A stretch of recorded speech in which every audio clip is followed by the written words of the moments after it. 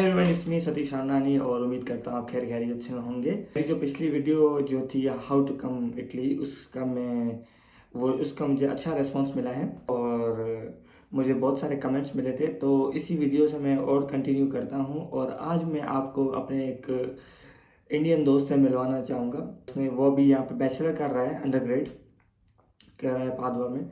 सो एक अच्छी और बहुत अच्छी एज होती है 18 और 19 और 20। इस एज में आप जब अपने कंट्री से निकलते हो, इंडिया से, पाकिस्तान से, बांग्लादेश से, कहीं पे भी अपने कंफर्ट जोन को छोड़ते हो, कहीं पे भी निकलते हो और अंडर ग्रेड करते हो, उससे आपको बहुत सारे बेनिफिट्स मिलते हैं। आप 3 साल आपको एक इंडिपेंडेंसी मिलती है, ठीक है।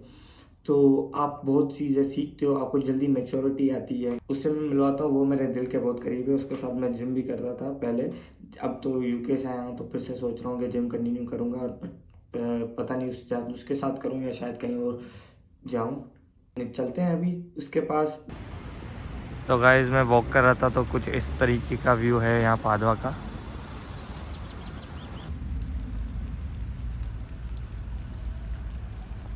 जिस दोस्त की मैं बात कर रहा था, जिससे मैं मिलने जा रहा था, वो उनसे मैं मिला। बिरयानी भी इसने बढ़िया अच्छी बनाई। तो बट उसकी मैंने रिकॉर्ड तो नहीं किया क्योंकि इसका दोस्त था, उससे फिर अलग ही बातें हुई।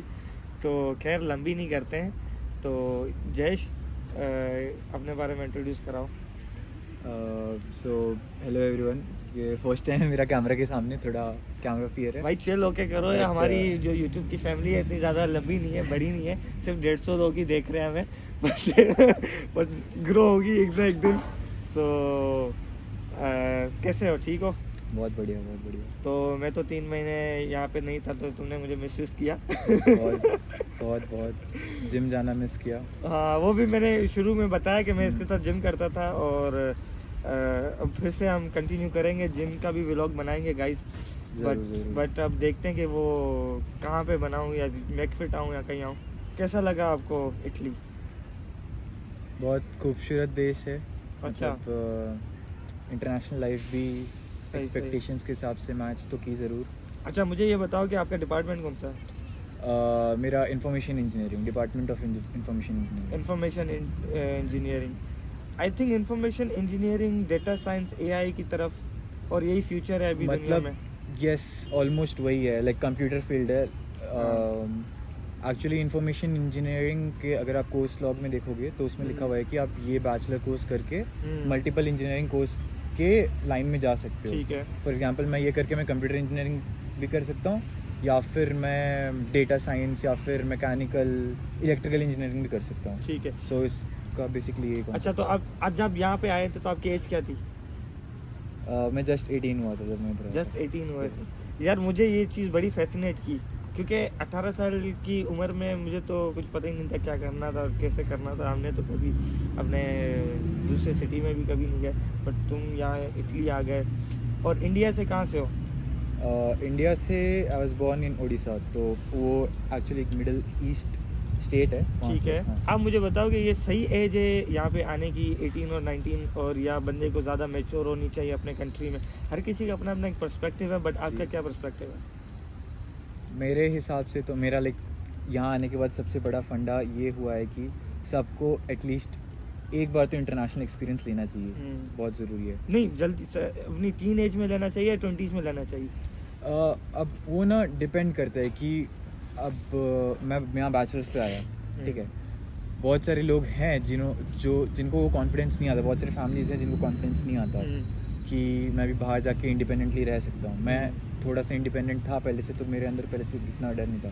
बट स्टिल अगर आपका क्वेश्चन ये है कि आना चाहिए नहीं, डेफिनेटली, बिकॉज अगर किसी पेरेंट को या किसी बच्चे को डर लगता है कि मैं उधर जाके सर्वाइव नहीं कर पाऊँगा, तो ये तो एक टोटली नो है। क्योंकि इधर आके तुम्हें कम्युनिटी मिलती है, तुम्हें दोस्त मिलते हैं, और it's basically like living in your own country. तो कोई ऐसे दिक्कत नहीं होता है कि बहुत रॉकेट साइंस है अकेले रहना है। अच्छा, अब मुझे ये बताओ कि बेनिफिट्स क्या है एज अ इंडियन और 18 और 19 ईयर्स ओल्ड स्टूडेंट जो आता है यहाँ पे, इसके बेनिफिट्स क्या है इटली में पढ़ने के? मेरे केस में मैंने इंटरनेशनल या इटली क्यों चूज़ किया था लाइक जल्दी आने का, क्योंकि एक तो यहाँ की बैचलर डिग्री 3 साल की होती है। ठीक है। एंड देखा जाए तो एवरेज एज इंडिया में जो हाई स्कूल कंप्लीट करता है उसका 18 इंडिया पाकिस्तान में भी यही है। यस, तो आप 21 मैक्सिमम 22 में अपनी बैचलर्स कंप्लीट कर लेते हो। आपको अर्ली एज में एक इंटरनेशनल एक्सपीरियंस हो जाता है, आप अर्ली एज में मैच्योर हो जाते हो, आपको पता चलता है कि दुनिया में क्या है।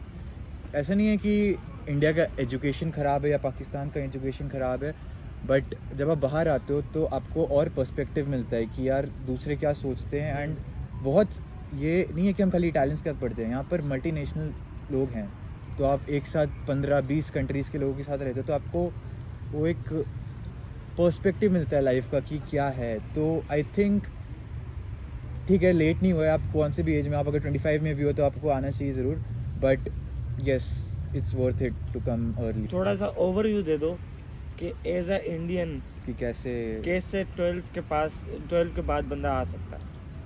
देखो यार, अच्छा, आना मुश्किल है 12 नहीं के यार, बाद? नहीं बिल्कुल भी नहीं, बिल्कुल भी नहीं। इनफैक्ट मैंने तो मेरी 12th कंप्लीट नहीं होती तभी अप्लाई कर दी थी, मेरे को एक्सेप्टेंस भी तभी आ गए थे जब मेरी फाइनल 12th की बोर्ड्स कंप्लीट नहीं हुई थी। अच्छा, तो मुश्किल तो मैं नहीं बोलूँगा। एंड अगर आपको एक शॉर्ट लिस्ट चाहिए कि कैसे आना है, बिल्कुल भी कॉम्प्लिकेटेड नहीं होता है। आपको क्या करना होता है कि हर यूनिवर्सिटीज़ के कॉल्स खुलते हैं, बेसिकली जनवरी में इटालियन यूनिवर्सिटीज़ की खुल जाती है, आपको बस यूनिवर्सिटी के पोर्टल में जाके अप्लाई करना होता है। एंड देन उसके रिक्वायरमेंट्स होते हैं कि कुछ स्पेसिफिक एग्ज़ाम होता है। फॉर एग्जांपल मेरी इंजीनियरिंग है तो एक इटालियन एग्ज़ाम होती है टॉल्क करके, तो वो देनी होती है।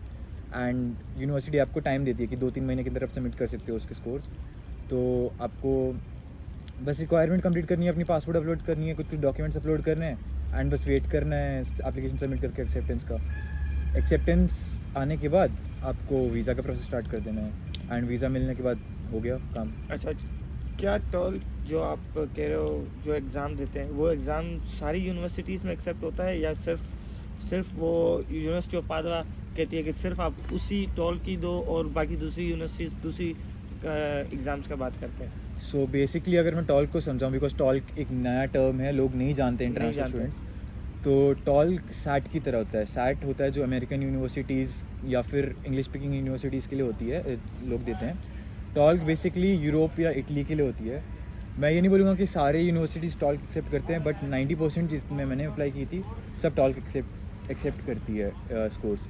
आप चाहे रोम में सेपियंजा ले लो या पाडोवा ले लो, टॉर बगोता ले लो, सब टॉल्क एक्सेप्ट करती है। सो टॉल्क बेसिकली एक मिनी वर्जन ऑफ सैट है। मिनिमम कितने मार्क्स आने चाहिए?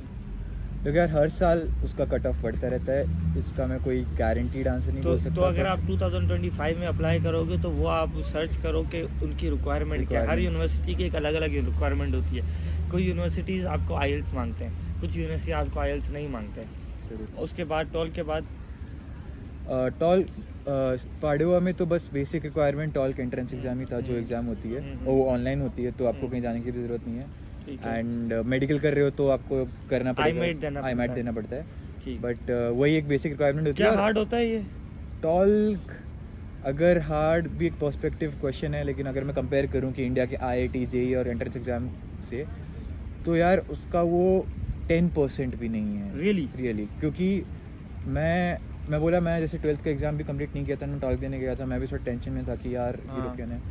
बट ऐसा फील किया कि यार आप स्कूल की पढ़ाई जो करते हो ना, अगर वो भी आप अच्छे से कर लियो तो आप बहुत अच्छे स्कोर ला सकते हो टॉल्क में। सही। तो मतलब ये नहीं कि यार हम इंटरनेशनल हैं, तो एक बंदे का माइंडसेट होता है यार मैं इंडिया से पाकिस्तान से हूँ, तो एंट्रेंस एग्जाम्स बहुत हार्ड होता है। हमारे पास इंजीनियरिंग का बहुत वो माइंडसेट रहता है कि हार्ड होगा, बट ऐसा कुछ नहीं है। ऐसा कुछ नहीं है, ईजी हो जाता है, ईजी हो जाती है। अच्छा, उसकी फ़ीस कितनी है? टॉल्क एग्ज़ाम देने के लिए, जस्ट एग्ज़ाम के लिए उसकी 30 यूरोज़ लगती है फ़ीस। अगर मैं इंडिया में कन्वर्ट करूँ तो वो आसपास 2800 रुपीज़ 3000 तक पड़ती है। ठीक है। और वो वैलिड कब तक होती है? आपकी टॉल्क स्कोर एक एकेडमिक ईयर तक वैलिड होती है। फिर अगेन ये डिपेंड करता है यूनिवर्सिटी।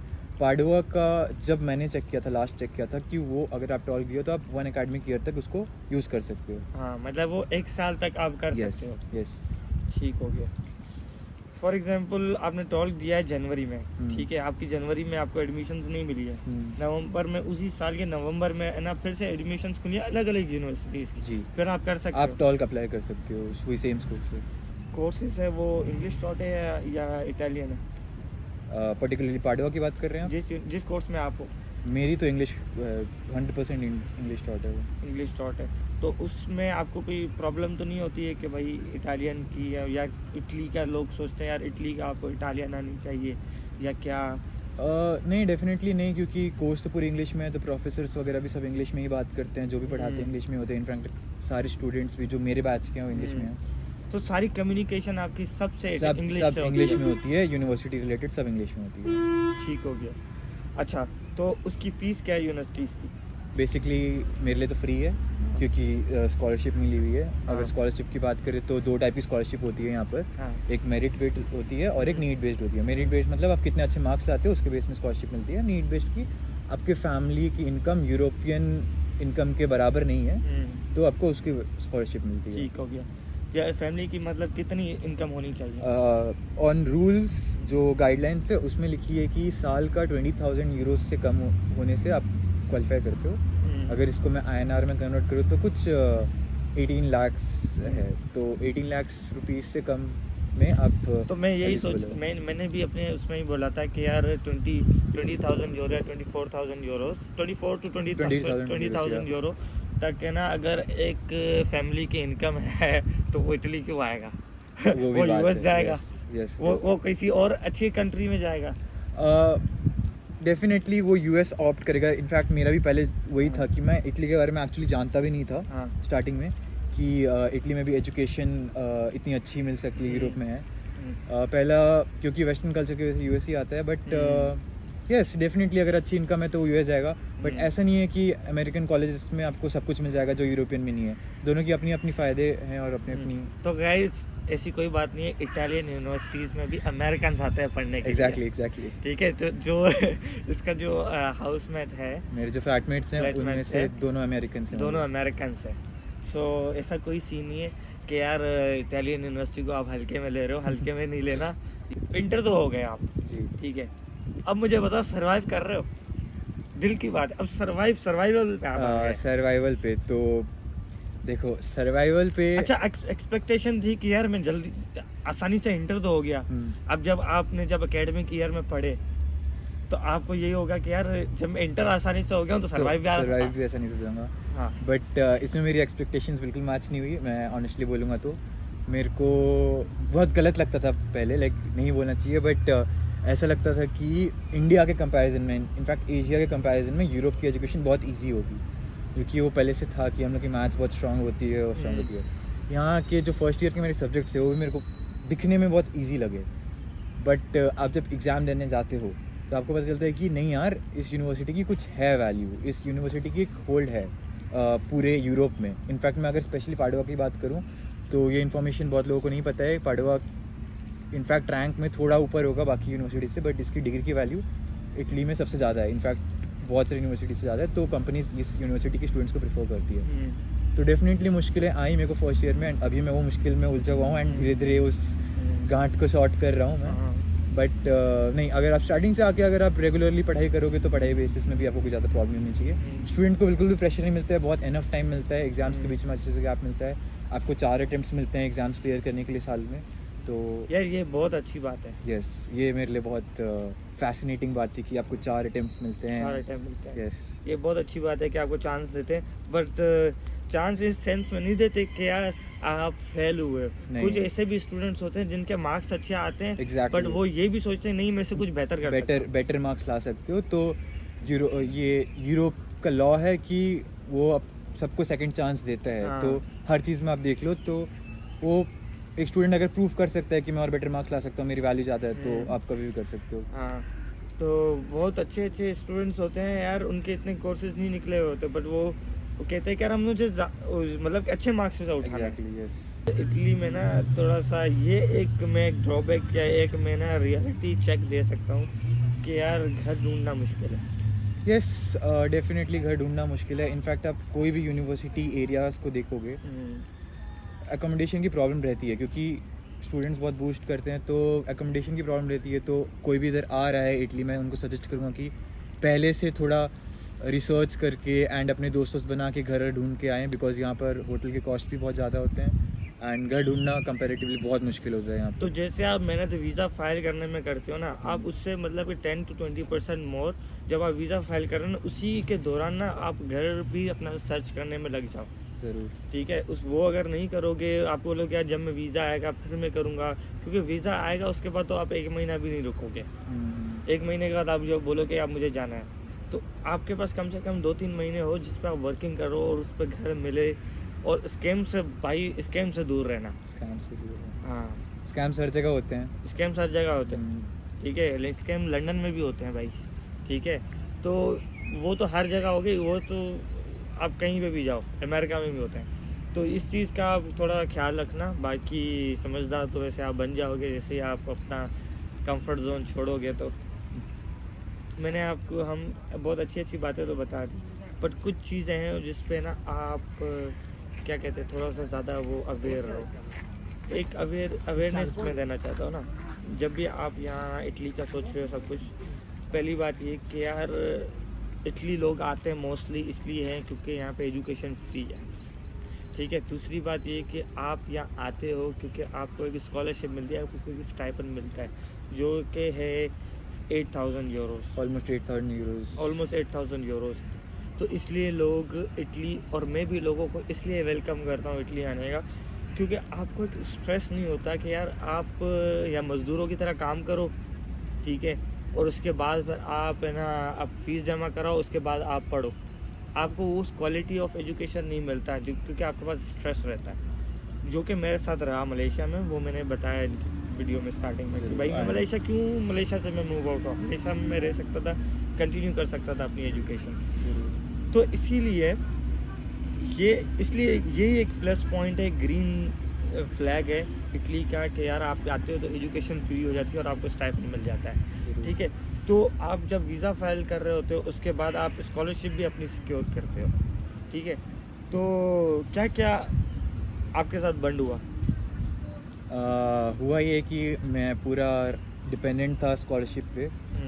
सो फर्स्ट ईयर में कुछ गलतियों की वजह से मेरे को स्कॉलरशिप नहीं मिली। बेसिकली हुआ ये था कि मैं कोई और यूनिवर्सिटी जाने वाला था, एंड मैंने एक छोटी सी डिटेल गलती हुई थी मेरे साइड से कि मैंने एक छोटी सी डिटेल नहीं की कि मेरे को एक प्री एनरोलमेंट करनी थी एक डेट से पहले, एंड मैंने वो मिस कर दिया। तो एक बार तुम्हें एक रीजन की स्कॉलरशिप एक्वायर हो जाती है, तुम उसको चेंज नहीं कर सकते विद इन डेडलाइन। तो फर्स्ट ईयर स्कॉलरशिप नहीं मिला, एंड थोड़ा मुश्किल था सर्वाइव करना, बट इतना भी नहीं था कि आप रह नहीं पाओगे।